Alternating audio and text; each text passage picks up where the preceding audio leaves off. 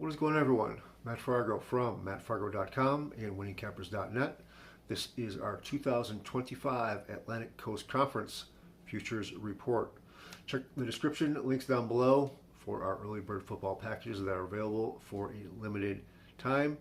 Go get those right now. So, taking a look at the ACC, last season it was SMU. They were kind of the big surprise coming over from the AAC, and they rolled through the ACC with an 8-0 record. They did face a very easy schedule. They missed Clemson, Miami, Syracuse, and Georgia Tech. And the two best wins were against Duke and Louisville. So nothing really special, but 8-0 is 8-0. They met Clemson in the ACC Championship, where they ended up losing by 3 points, and they eventually were outmatched against Penn State in the college football playoff first round. This season, Clemson comes in as the favorite, once again at plus 105, followed by Miami at plus 380, SMU and Louisville both at plus 850, and Georgia Tech at 1200.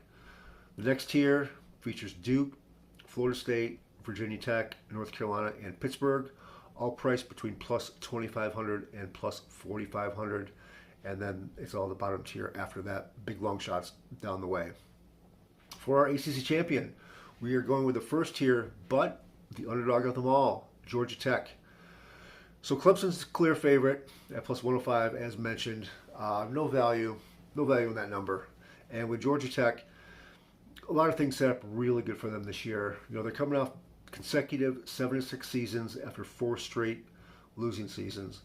The offense was consistent again last year, 425 yards per game, which was the same amount they got in 2023. They're led by Haynes King at quarterback, and they should be even better. The 3 top rushers are back. King was one of those 3, so the running game will be fine. They have a very strong offensive line.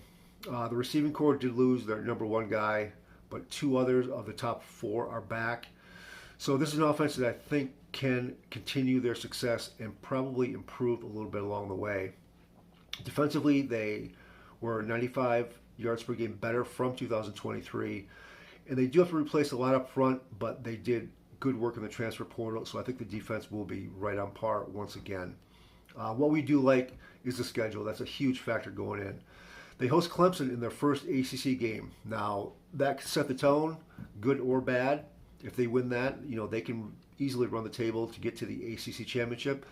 The good thing is it's early enough to where if they do lose, they have a lot of room to make it up.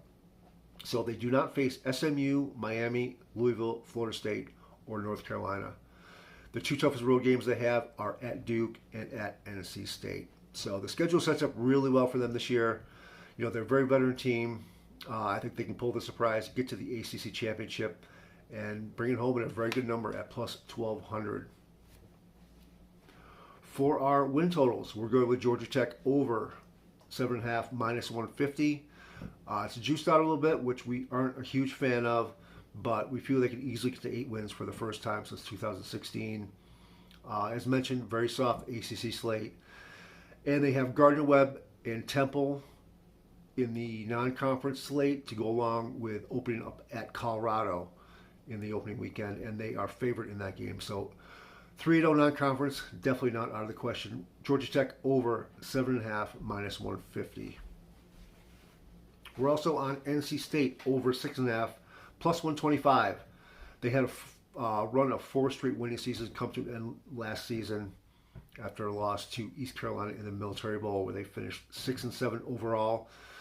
The injuries played a big part in their season, which, you know, brought them down a little bit, but it's good for this year going forward because they got a lot of experience because of that. Quarterback C.J. Bailey was really good as a freshman.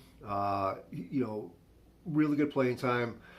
He has 2 of his top receivers back, along with the leading rusher. So the offense can really pick it up this year. A lot of experience there. The defense is a little bit of a concern. They gave up 10 more points per game than they did over the previous 3 seasons. They have 4 of the top 7 starters up front back this season, so I see some improvement once again, going back to the previous 3 years to get back on par in that regard. The non-conference schedule includes a game at Notre Dame, so we can chalk that one up as a probable loss. They also have a home game against Virginia, which is actually being considered as a non-conference game this season. So that's actually a bonus where they get Virginia as a non-conference as opposed to another Power 4 team that they could eventually lose to. As far as the ACC goes, Miami is the only true road test. They get Georgia Tech, Florida State, and North Carolina at home, and they miss Clemson, SMU, and Louisville altogether. So the ACC schedule looks very good. Over 6.5, NC State at a plus 125 number. Our third and final win total is going to be California over 5.5 minus 120. They were considered, pretty average last season, but I think they were kind of a pleasant surprise. Even though they went 2-6 in the ACC, 5 of those losses were by one possession and by an average of 3.4 points per game.